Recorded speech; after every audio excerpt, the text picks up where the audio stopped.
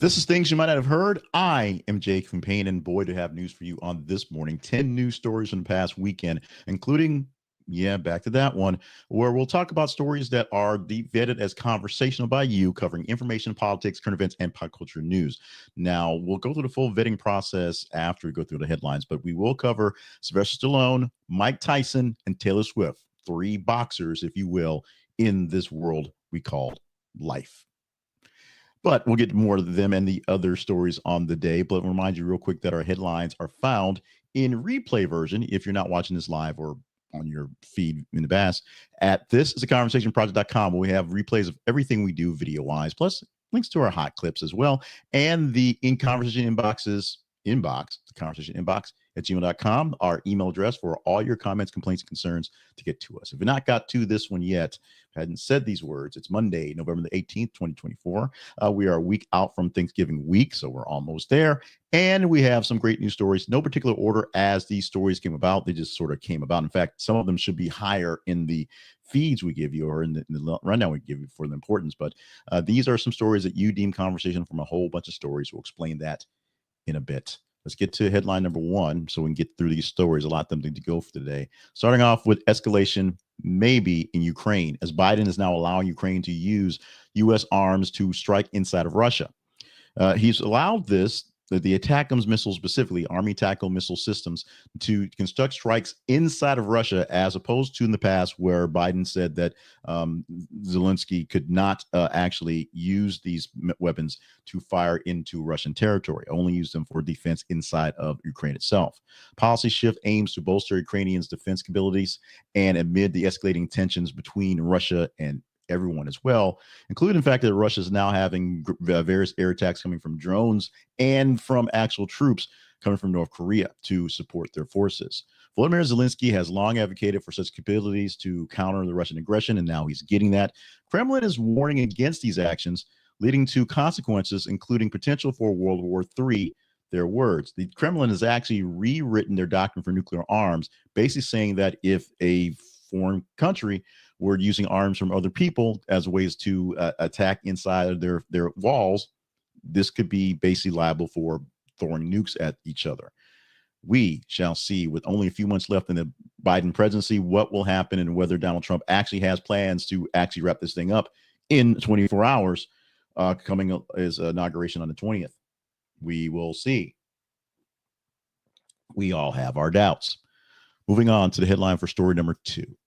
That story is more fallout from the election, and fallout means jobs being lost, lives being changed, people stepping down. This time it is Pollster Ann Selzer. She's going to retire after the big Iowa poll that was pretty much a big old miss and had people panicking, actually had people praising and having hope, when really all hope was lost well ahead of time. Pollster J. Ann Selzer has announced her retirement from election polling following a significant miscalculation, very significant, in her final Iowa poll. The Des Moines Register Mediacom Iowa poll conducted by Seltzer and Company projected Vice President Kamala Harris actually leading President Trump by 3 points in the late stages. However, Trump won by 13. 16 points back and forth. Not a good poll. Seltzer has been a politically prominent figure since 1987, and her polls have basically been one of the gold standards going forward. Essentially, she does not miss by very much. She is pretty tight on, and if there's a margin of error, she hits it pretty close. Things don't go too far away, but a 16-point swing in a key state at a key time is a really big issue, especially when we have so many people not trusting polls, not trusting pollsters, not trusting information in the media, and basically lying to pollsters, to be honest. With that, Ann is seeing the writing on the wall, and she is stepping away from the polling industry, stepping away, officially retiring whenever those things work out for her. I'm not sure how it's going to work out in her timeline, what she had planned going on, but she's essentially shutting down shop and giving up the polling business for herself. At number three, this is one of the first things that happened, because it happened actually Thursday and it was a Friday morning posting that we got into going forward. But this is one that is kind of significant. We're not going to talk about any of the actual nominees he's had out this weekend and their issues, and there are plenty of issues with them. We are going to talk about this morning Sylvester Stallone and how the president-elect's second is the second coming of George Washington per Mr. Sly Stallone.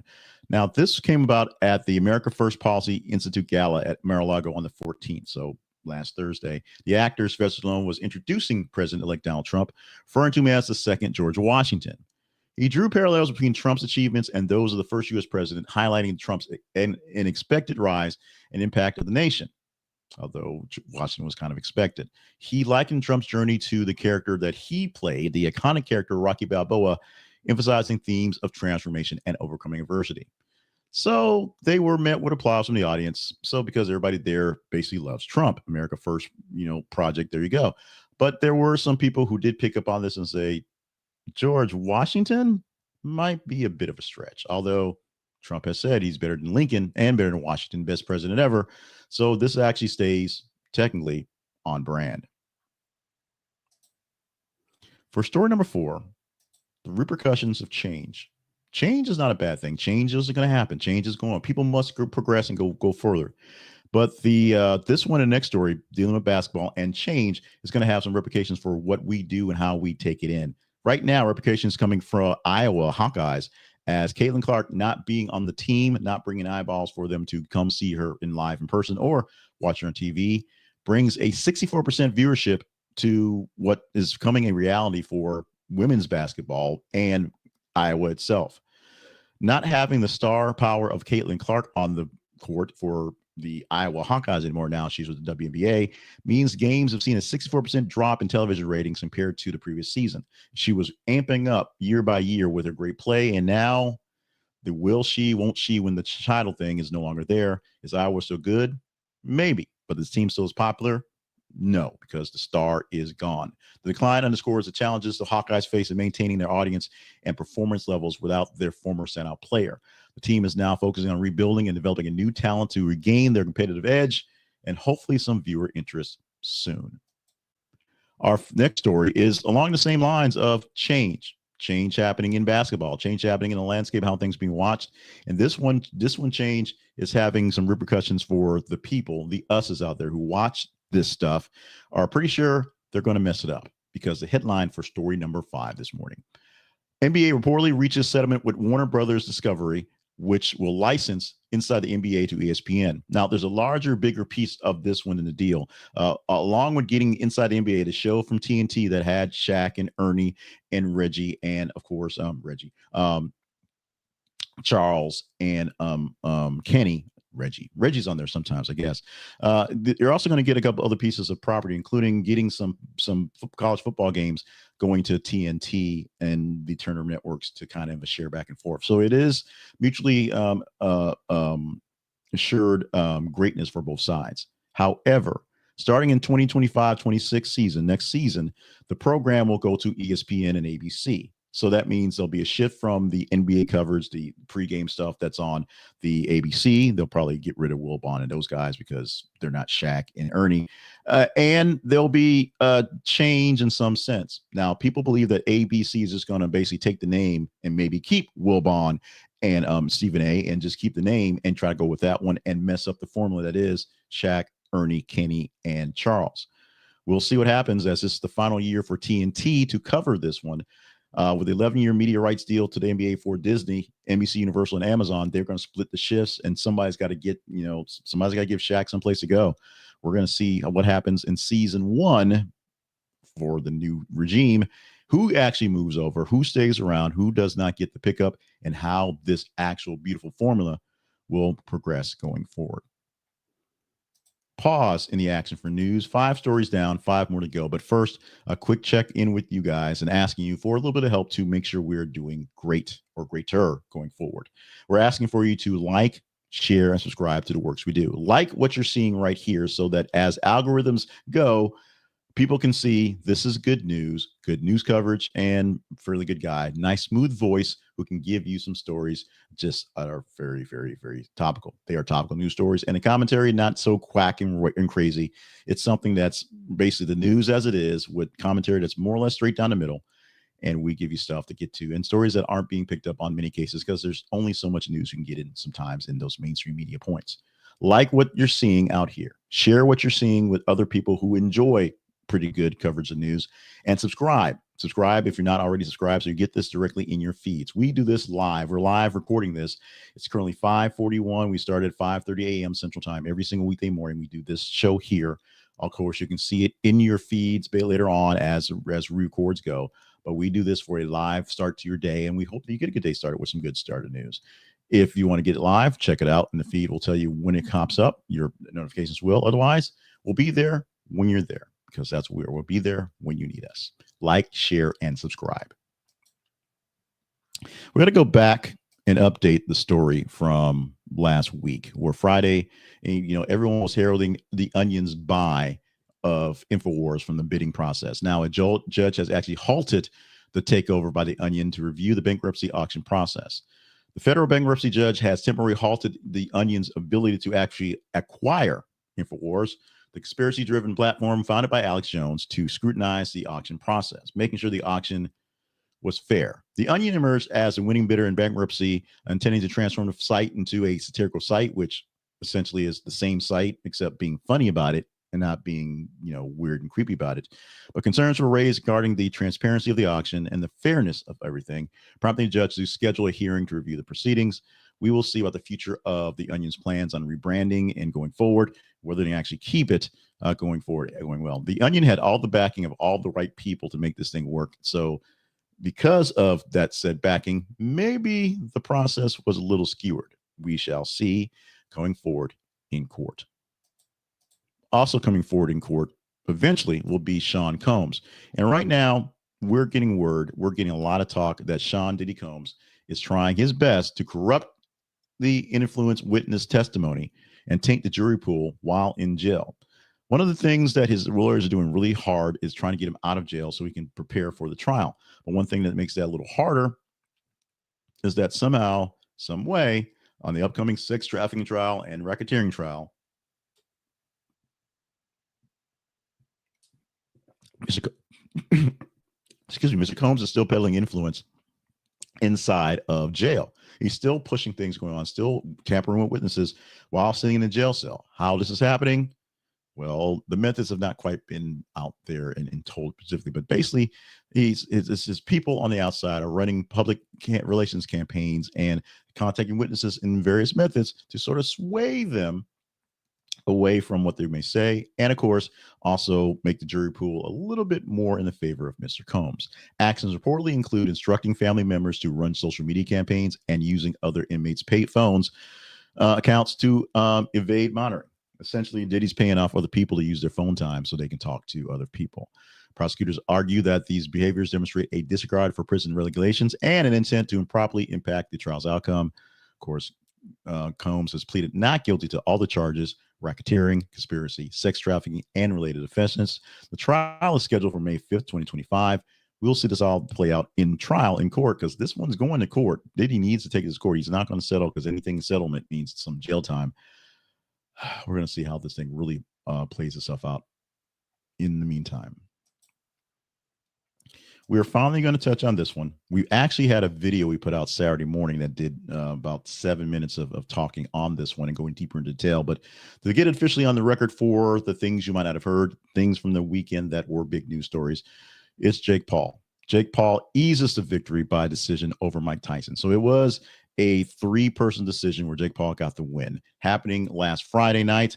The unanimous decision in the boxing ring had ripples across both boxing and internet streaming with Netflix. We'll get to them in a minute. 8-round bout was dominated by Paul, landing 78 of 278 punches.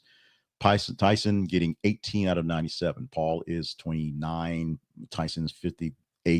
Big age difference, and it was shown out there as Tyson got tired fairly early. He came out there firing pretty fast for his first round, firing okay for a second round, won the first 2 rounds just by being aggressive, and then it turned into just a dance fest. And the biggest issue they had was 70,000 fans in attendance, criticism for Tyson being poor health and not being in condition, and the millions and millions of folks watching on Netflix who had to deal with the very severe bad streaming experience where it kept dropping and killing and dropping. And so both fighters received the mandatory 24-day suspension from Texas Department of Licensing Regulations following the match, because towards the end, it was pretty obvious that Paul was going to win, but it got more obvious to the point where it seemed like they were just sort of, WWE directing themselves. Paul wasn't going for the killing shot. Paul wasn't going for a blow. Paul wasn't going to try to knock Tyson out. And since Tyson could not knock out Paul, people believe the fix might have been in. At number 9 this morning, because we can't get enough of Taylor Swift or Donna Kelce, we have a story from Donna Kelce on Taylor Swift. And the story is, if you're wondering, Taylor Swift won't be at the Kelce family Thanksgiving, per Donna, because she's kind of busy. This is from Donna Kelce, the mother of Kansas City Chiefs tight end Travis Kelce, shared recently that Taylor Swift is not going to be there at the family dinner for Thanksgiving due to her busy schedule. Because during an appearance on Today Show, Donna mentioned the Swift's Fifth and the Eras Tour and all the things going on. The fact that she'll be in Toronto on November 23rd, and then a break to get prepared for a Vancouver run in December 8th. Essentially, she needs to rest, and she needs to not deal with stuff. And Kelce has a game against the Raiders the day after Thanksgiving. And the family doesn't have to have traditional Thanksgiving plan like normal because Kelce's still playing. Jason no longer playing, but he's doing coverage on NFL or network and things like that. And things are breaking down. They've been a while since they've actually had traditional Thanksgiving because with both brothers being in the game and playing on the weekends, if not on Thanksgiving Day, because Eagles usually play a Sunday game, has been a thing that's kind of been a deal. So despite this, the love that we have for Travis and the love we have for Taylor, the two T's will not be getting together this Thanksgiving because they got work to do. Donna Kelce, Mama Kelce said, the boys and the girl need to get their work done. We'll find time sometime in the summer. Sometime in the summer. And finally, here's a deal where we finally may stop talking about Gypsy-Rose Blanchard because she keeps popping up in the news because she keeps bringing herself up. The pregnant Gypsy-Rose Blanchard says she's no longer sharing personal updates as she wants a more private life. Finally, expecting her first child with boyfriend Ken Urker, not her actual husband, or I don't think they're quite divorced yet. She has announced her decision to basically stop sharing personal updates on social media platforms. A TikTok video, of course, to announce this, expressed her desire to be more private life, focusing on her mental health and family well-being, and go limiting her personal content to private accounts accessible only to close friends and family. She'll continue to provide updates on her upcoming memoir, My Time to Stand, because that's going to make her money, and the Lifetime docuseries Gypsy-Rose, Life After Lockup. But she is locking up any actual just sort of dirt to give you people because it's done. The last thing she did that was big was the pre-birth paternity test, which confirmed that Urker, and not her former husband or currently divorcing husband, is going to be the father of the baby, and she wants to move forward in that life and be a more normal person who has a reality TV show on their life about her in a plot to kill their mother. All those things have to be said out loud because you have to kind of understand why people tend to care about this person, because it's true crime come to life and people don't know how to back away from stuff. We'll see how long she can stand being off social media, as it's almost got her put back in jail a few times, and how far she can stand from having less of the public eye and less attention in her case and her cases.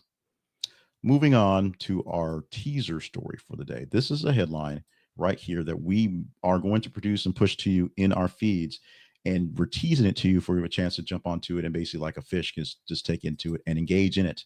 And it allows us to explain the engagement process, the validation process, the how we get the stories into our show process. Every single weekday morning, Monday through Friday, at about 3:30 in the morning, between 3:15 and 3:30 in the morning, when basically I'm up and at the computer getting ready, I pull the stats from Facebook. I pull the stats from X. I look through some of the stats in threads to see how things are going. And we take the top batch of stories and look for those stories which are more conversational. For this Monday morning, we had Friday, Saturday, Sunday, a little bit of Monday, and then we pulled the top 30 or so by the numbers and went through those and pulled you 10 stories for this morning. For the rest of the week, it'll be 30 stories in a day, 15 stories more or less top half, and then 8 stories to present to you each and every single weekday morning. And that's how we get them here. You pick the stories here, and with the large swath of stories, it's really a big and it really is a cornucopia of stories for Monday because they go all over the place to get yourself a nice run at stories. The rest of the week, smaller sample size, so it's a bit more condensed. but we think you get the choice. This is one that's going to take a while to post because we pre-posted a lot of things because of a very busy day today in the stories that were kind of evergreen. This one was announced late-ish last night, and this is one that may bring some eyeballs or just may bring some applause. Headline is Beyonce to play NFL's halftime show on Netflix during Ravens-Texans Christmas game. Now, it's big that the Ravens and the Texans get that game on Netflix, so they get a late game there. It's been popped in various places where it's been on streaming, so you have to pay for it. Here's the deal on this one. Yay, Beyonce's doing it, but it also gets a chance to sneak in the story on how many people are up in arms over the very terrible, poor perception of the fight on Friday with Jake Paul and Mike Tyson. And many people are calling for Netflix to kill this game. We shall see if it gets killed. We shall see what happens. We shall see what happens if they pixelate Beyonce, because she's going to be like, don't you be pixelating Beyonce. We'll see what happens with that one. So if you want to get on this one, follow us on our feeds.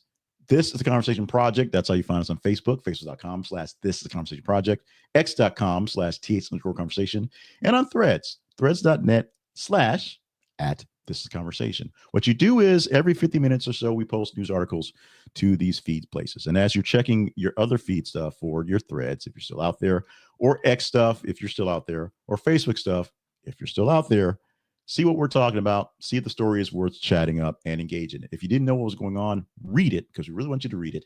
Comment in the comments so we have some conversation there going back and forth. And if the story is engaging enough, and I see it as a one that's good for the storylines, we'll pluck it out, give you it's one of the 8 stories for tomorrow. This one, I think it'll be a close one. I think it'll be in range, but I think there'll be other things going on because that Donald Trump guy.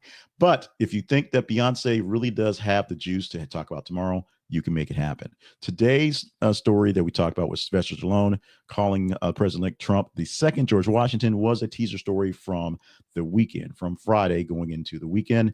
You guys engaged in it enough and made enough impact, and it popped out right there on what's going on. We had to talk about it.